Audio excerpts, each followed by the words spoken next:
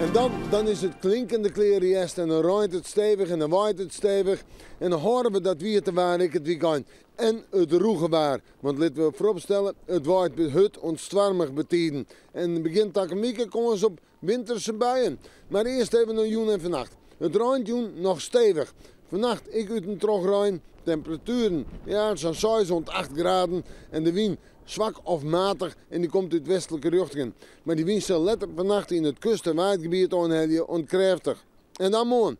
Bewolking, maar ik zinnen. Eerst nog enkele buien of buikers. In de midden het droge waar, de zinnen erbij. En een temperatuur zomen bij de 9 of de 10 graden heen. En dat is zo'n hege kant voor deze tijd van het jaar.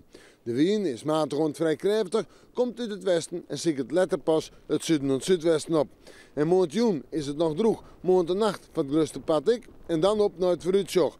Roege dagen en wierte dagen. Sneeuwen betekent rein. Een temperatuur, ik denk zo om bij de 9 graden heen, 9 of 10.